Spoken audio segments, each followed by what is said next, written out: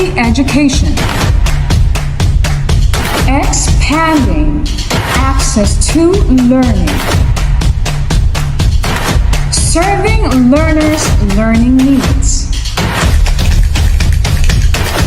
Tackling challenges of the present time. Supporting every learner's dream. Reaching young Tagomeños where they are today.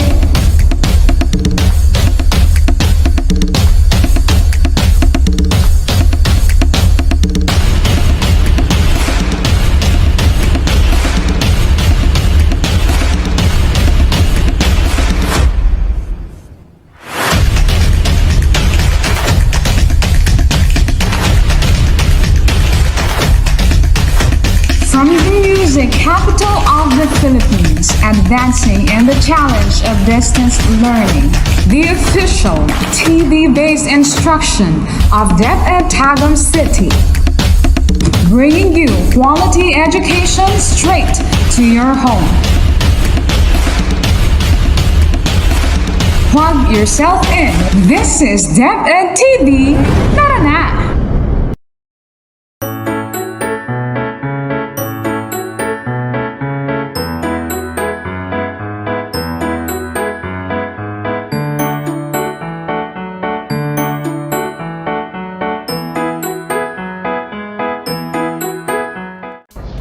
Hello learners!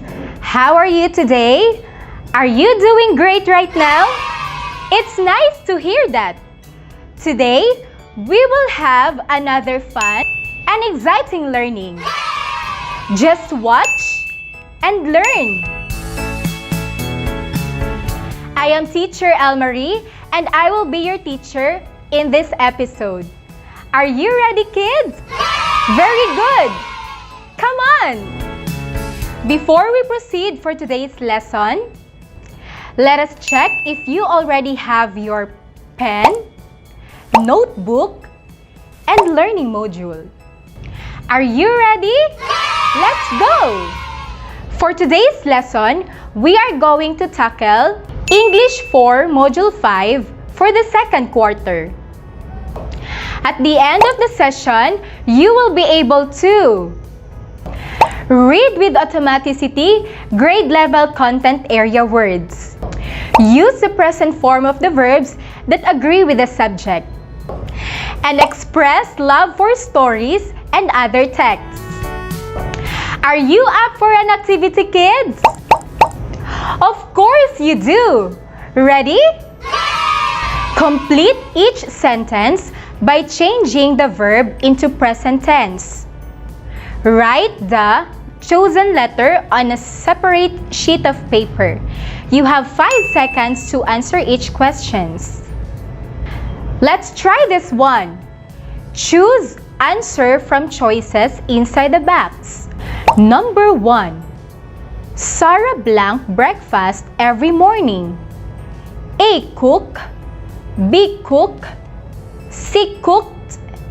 D. Cooks.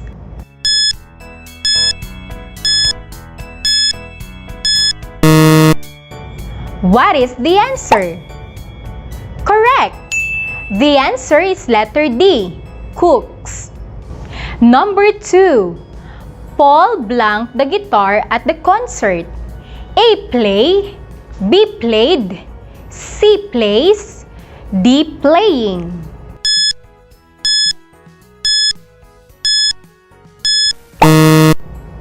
The correct answer is letter C, plays. Do we have the same answer, kids? Fantastic! Number 3. Leonora and Patrick blank in Cebu. A. Live. B. Lived. C. Lives. D. Living.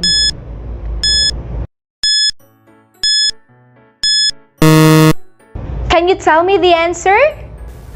Very good! The answer is letter A. Live. Did you enjoy our warm-up activity, kids? Very good!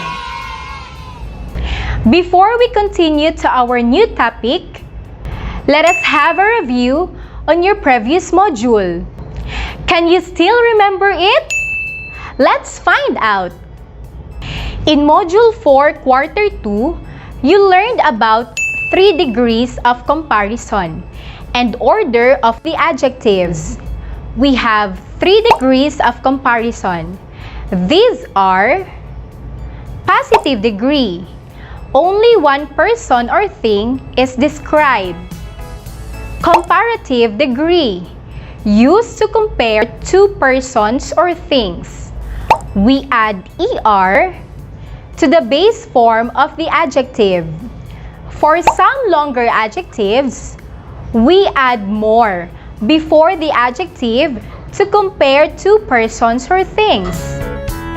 Than is a preposition which is used to introduce a comparison and is associated with comparatives and with words such as more, less, and fewer.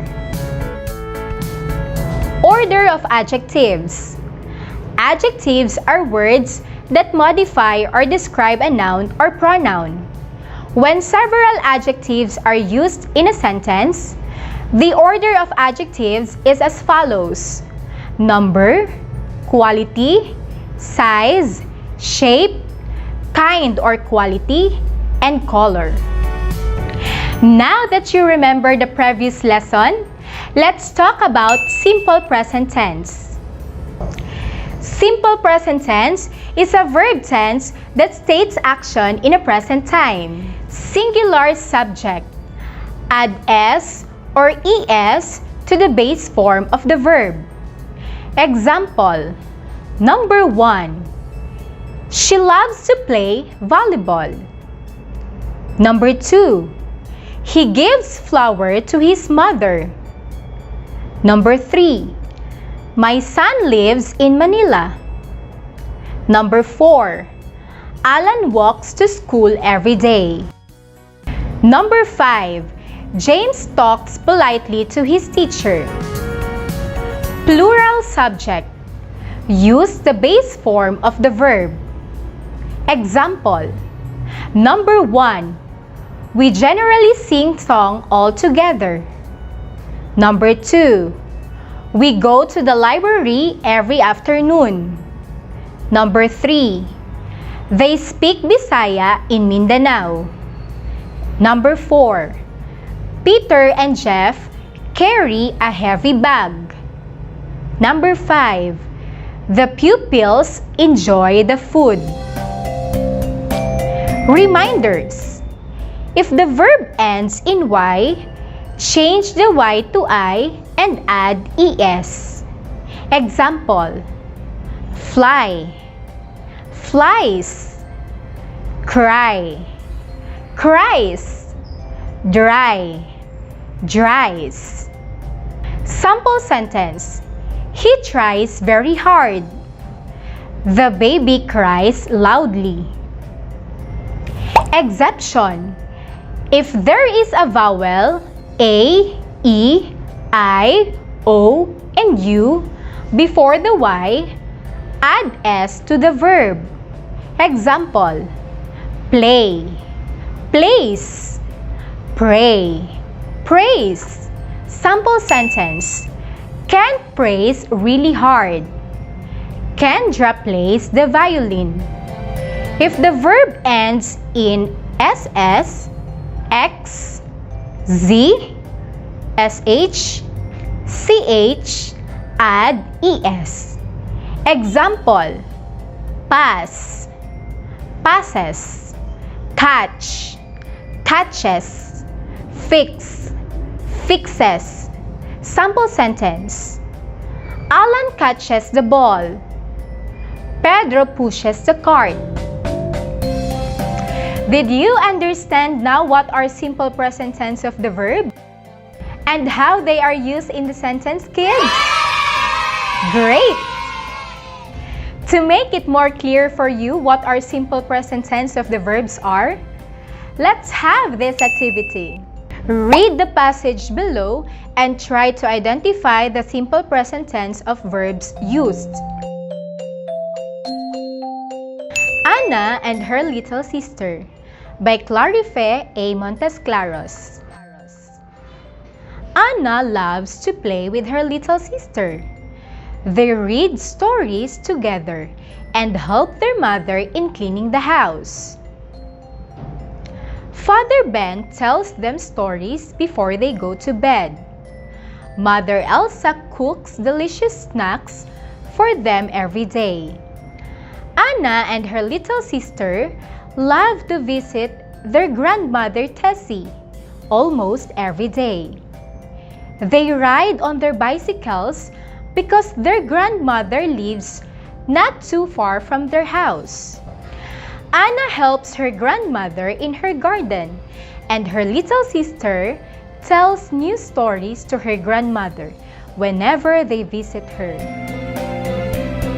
Were you able to identify the simple present tense of the verbs in the passage? Wow!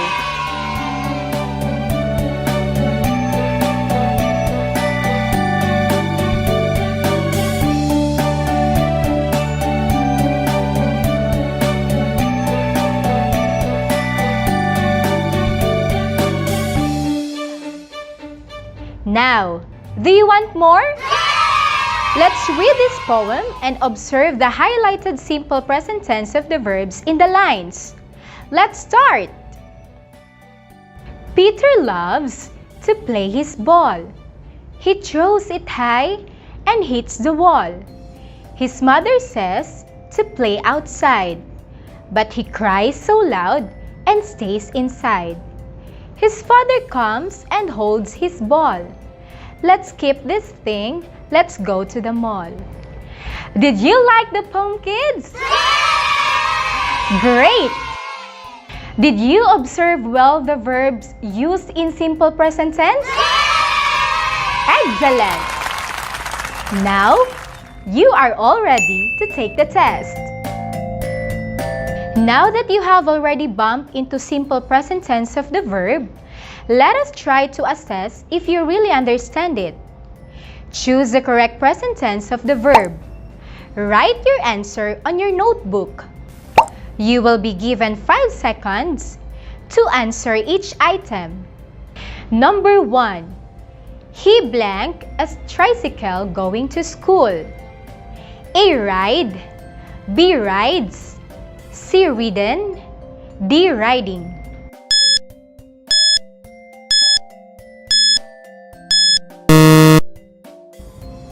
The correct answer is letter B, rides. Number 2. My grandparents blank up early in the morning. A. Wake. B. Wakes. C. Woke. D. Waking.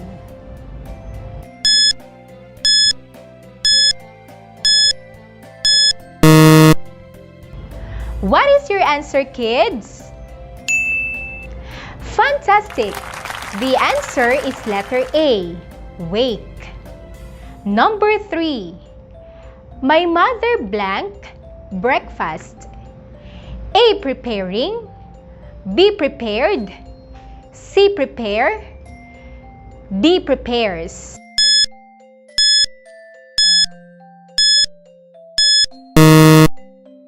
The correct answer is letter D, prepares. Did you have it right, kids? Perfect! Number 4. Father blank the chickens. A. Feeding. B. Fed. C. Feed. D. Feeds.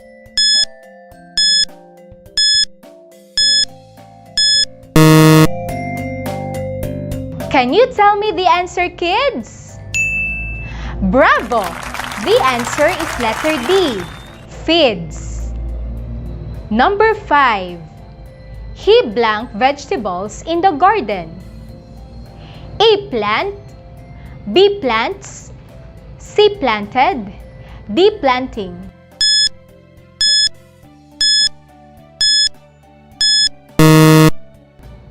The answer is letter B, plants. Great job, kids! Were you able to answer all the questions? Amazing! Now that we are almost done, let's have a quick recap. Today, we learned about simple present tense. It is a verb tense that states action in the present time. Add s or es to the base form of the verb if it has a singular subject. If the subject is plural, use the base form of the verb. If the verb ends in y, change the y to I and add es. If there is a vowel, a, e, I, o, and u before the y, add only s to the verb. Verbs that end in ss, x, sh, ch, add es. Congratulations, kids! You did a great job today! I am Teacher Elmarie E. Tokmo, your teacher for today's episode, leaving you with this quote from Nelson Mandela. Education is the most powerful weapon which you can use to change the world. So if you want to change the world and make it a better place, study well and aim for good education. Thank you so much, kids! It's my pleasure to be with you today. Goodbye and have a great day! Listen and sing. The Timetable Song.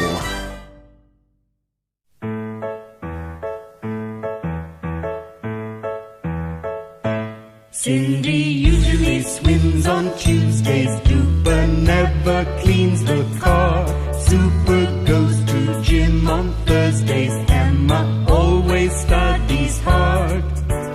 George and Bob and Peter Black often play basketball with Zach at the weekend. We're always free at the weekend.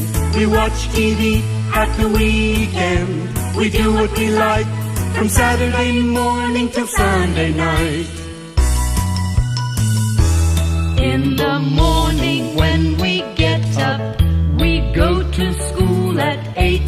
In the afternoon we come home, and sometimes we are late. We usually learn the things we like, but we can't wait for Friday night at the weekend. We're always free at the weekend. We watch TV at the weekend. We do what we like from Saturday morning till Sunday night. At the weekend, we're always free at the weekend. We watch TV at the weekend. We do what we like from Saturday morning till Sunday night. From Saturday morning till Sunday night.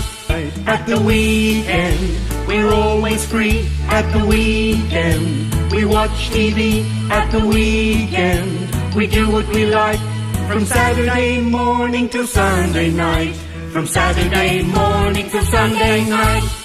At the weekend, we're always free at the weekend. We watch TV at the weekend. We do what we like from Saturday morning till Sunday night. From Saturday morning till Sunday night. I love TV,